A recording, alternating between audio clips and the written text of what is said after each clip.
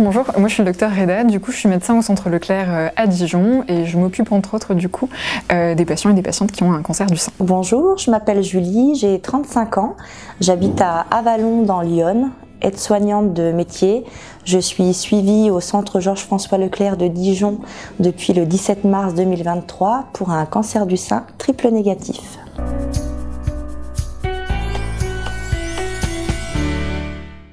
Alors un cancer du sein triple négatif, du coup, c'est un type de cancer du sein qui va être défini en négatif, d'où son nom, par l'absence d'expression des récepteurs hormonaux, les récepteurs aux oestrogènes et les récepteurs à la progestérone, et l'absence d'amplification d'une protéine qui s'appelle HER2.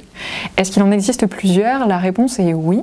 En fait, ces données que je viens de vous expliquer, qui sont des données histologiques, c'est-à-dire c'est des données qui sont analysées sur une biopsie. Et quand on va un tout petit peu plus loin, notamment sur le plan des transcrits, sur le plan transcriptomique, on arrive à identifier plusieurs sous-types de cancer triple négatif, mais ces sous-types ne sont pas du tout utilisés à l'heure actuelle en clinique.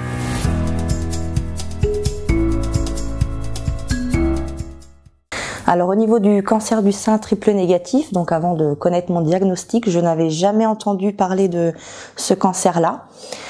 Mais vraiment jamais, même les gens que je connais autour de moi, cancer, c'est cancer hormonal, triple négatif, il est encore très peu connu. Et étant même soignante de mon côté, je n'avais jamais entendu parler de ce type de cancer.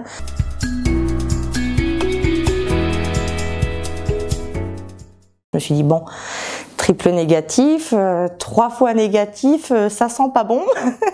Donc étant un peu curieux, je me suis dit bon bah je vais aller regarder de mon côté notre ami Google comme on dit, chose que je n'aurais pas dû faire. Ensuite j'ai rencontré une oncologue qui m'a tout expliqué.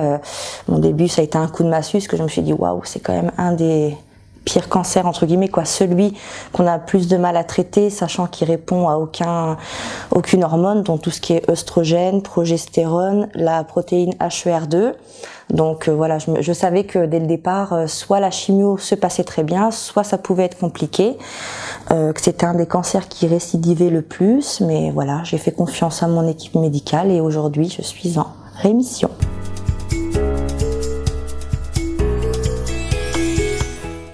Alors oui, probablement. On sait par exemple que c'est un type de cancer qui a tendance à être plus prolifératif, qui touche aussi des femmes qui sont plus jeunes et qui survient plus fréquemment dans un contexte génétique. Donc plutôt oui.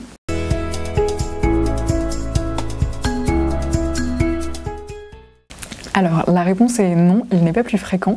Il concerne environ 10 à 15% des patientes.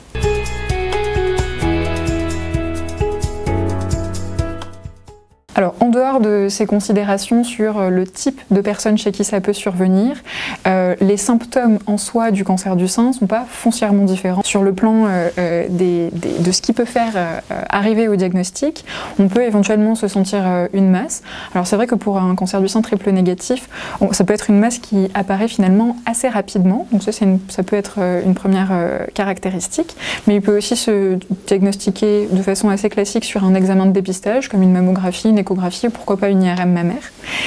Et parfois aussi on tombe dessus de façon fortuite, incidentale, parce qu'on a fait un autre examen et que finalement on met le doigt dessus.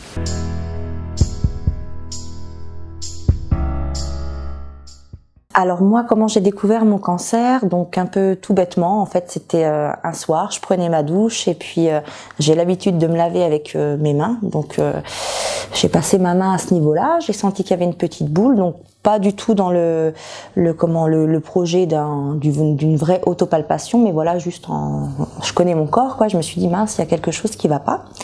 Donc c'est surtout ça qui m'a interpellée.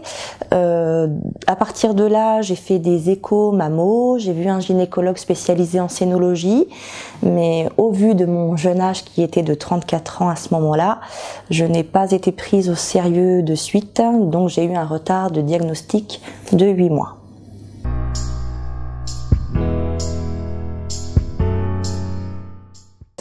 Alors au niveau de l'annonce à l'entourage, ce que j'ai fait moi personnellement, donc nous on est une famille voilà où on se dit tout, donc j'ai dit que j'avais un cancer du sein qui n'était pas hormonal. Je n'ai pas, en fait, j'ai dit voilà, c'est un triple négatif. On m'a dit oh, mais qu'est-ce que c'est que ça? Je dis c'est juste qu'il est pas hormonal. Je suis pas rentrée dans les détails parce que je me suis dit je vais paniquer un petit peu tout le monde. C'est déjà pas évident pour la famille, voilà, d'apprendre ça. Mais il y en a quand même quelques-uns qui ont été jetés un coup d'œil aussi sur Google. Mais voilà, je les ai rassurés. Je leur ai dit aussi qu'on avait la chance, quoi. J'avais la chance maintenant, depuis 2022, pardon, d'avoir le droit à l'immunothérapie. Et au niveau des réactions, voilà, hein, ça a provoqué quand même de la peur, des doutes. Et c'est vrai que c'est moi étant malade qui a rassurer en fait mon entourage, et je pense que c'est important de les rassurer parce que c'est pas évident pour les aidants, ils n'ont pas une place évidente, et le fait de me voir les rassurer et de me voir moi aussi confiante et pas trop mal dans ma prise en charge, ça a soulagé tout le monde et pour mieux avancer.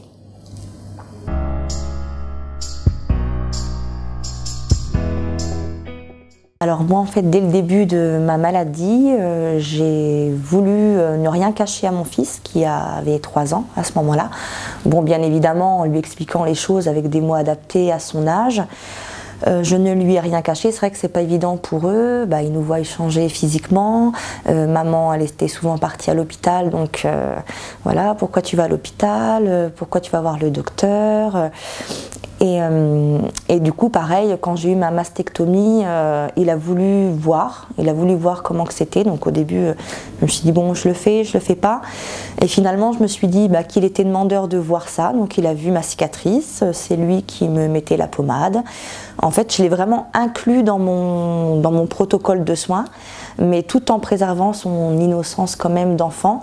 Et je pense que c'est ça qui a aidé, parce qu'au début, c'est vrai que on n'avait pas vraiment posé des mots sur les mots et ça a été un peu compliqué, et du moment que je lui ai vraiment tout expliqué avec des mots adaptés à lui, ça a été comme sur des roulettes, et puis voilà, parce que c'est vrai qu'ils ont beau être petits, mais si on leur dit pas ce qui se passe, ils ont leur imagination d'enfant, et ils s'imaginent le pire, et je pense que dans n'importe quel cancer, il faut vraiment inclure les enfants dans tout ça, mais en les préservant aussi, en gardant le fait que ce soit des petits, et voilà, moi pour le moment tout se passe bien avec mon fils, voilà, c'est mon moteur, c'est lui, ça a été ma plus grande force.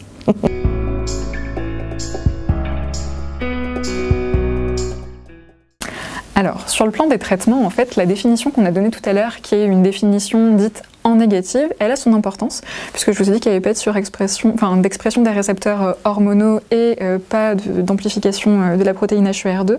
Et donc, ce qui fait que ces deux éléments-là qui donnent accès à des traitements particuliers, l'hormonothérapie et les thérapies ciblées anti-HER2, ils sont pas utilisés dans le cancer du sein triple négatif. Donc il y a des choses qu'on ne va pas faire. La pierre angulaire, la chose la plus importante du traitement, c'est bien évidemment la chirurgie. Maintenant, cette chirurgie, elle va devoir être articulée avec les différentes modalités. Dans la plupart des cas, globalement, à partir d'une certaine taille, un petit peu plus d'1 centimètre, on va avoir tendance à d'abord commencer par des traitements néoadjuvants, c'est-à-dire de la chimiothérapie et éventuellement de l'immunothérapie. Ça a plusieurs buts, pour faire diminuer la taille de la tumeur et pour faciliter la chirurgie, et aussi pour nous permettre, une fois qu'on a fait la chirurgie, sur la pièce opératoire, d'analyser une certaine sensibilité en fait au traitement de la tumeur. Si on ne la fait pas avant la chimiothérapie, c'est pas le cas pour l'immunothérapie, mais si on ne fait pas la chimiothérapie avant, il va falloir qu'on la fasse après, a priori. Toujours pareil, sauf exception, avec des comorbidités particulières ou éventuellement quelqu'un qui serait particulièrement âgé. Sur les autres modalités de traitement, la radiothérapie a une place assez importante, surtout quand la chirurgie est dite conservatrice, c'est-à-dire qu'on n'enlève pas tout le sein mais uniquement la tumeur avec des marges. Concernant l'immunothérapie, elle a une place dans les cancers du sein triple négatif, que ce soit au stade localisé ou au stade métastatique, et de façon relativement récente. Elle s'additionne souvent à la chimiothérapie et elle a un fonctionnement qu'on peut considérer comme complémentaire ou synergique, notamment pour les cancers du sein localisés. On peut utiliser l'immunothérapie avant la chirurgie, encore une fois pour aider à diminuer la taille de la tumeur et puis éventuellement à obtenir la meilleure réponse possible sur la tumeur qui sera analysée au moment où on a fait la chirurgie.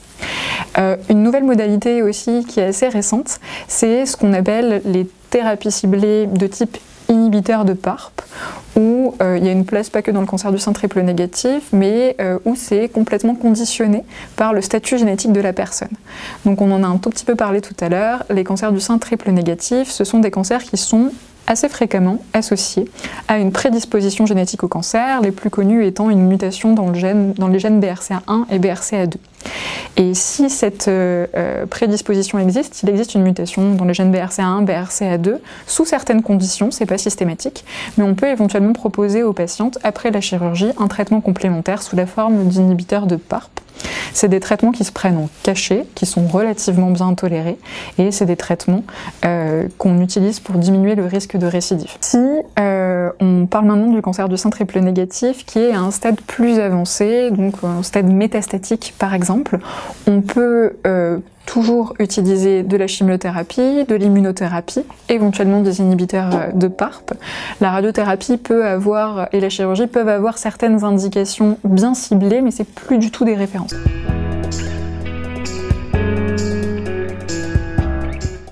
Les pourcentages sont valables à l'échelle d'une population, mais ce qu'il faut avoir en tête, c'est déjà scinder en fait ces deux situations qui sont très différentes.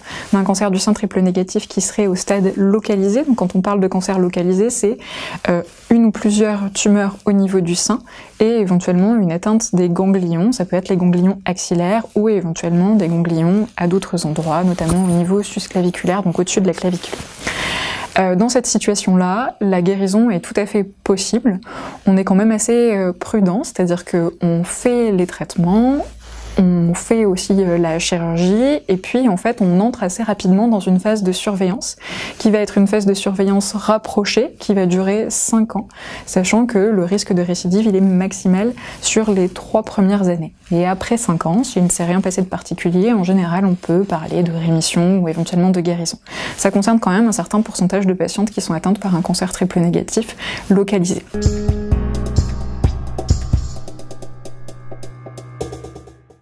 Confiance, déjà confiance en soi, confiance en l'équipe médicale qui nous suit, parce que c'est vrai que on est jeté dans le bateau comme ça, on a plein d'infos de tous les côtés qui arrivent, et puis on a la tête dans le guidon, et il faut suivre, donc on n'a pas vraiment le temps de capter entre guillemets ce qui nous arrive, donc je trouve que c'est très important de faire confiance à toute l'équipe médicale et se faire confiance. Il y a aussi, je dirais, l'acceptation. Ça a été important, moi, pour la suite de mon protocole, d'accepter que je sois malade, d'accepter que j'allais perdre mes cheveux, d'accepter que j'allais changer physiquement, peut-être aussi même beaucoup mentalement, et voilà, faut accepter d'être malade pour pouvoir avancer, du moins c'est mon point de vue. Et la dernière chose, je dirais la résilience. Parce qu'en fait, j'ai fait de ma maladie ma force, en m'engageant dans des associations, en créant un compte Instagram pour aider d'autres patientes aussi malades. Donc j'ai voulu faire de cette épreuve de ma vie une force en fait. Me servir de cette période de ma vie, de ce chapitre pour en faire ma force. Donc je dirais résilience.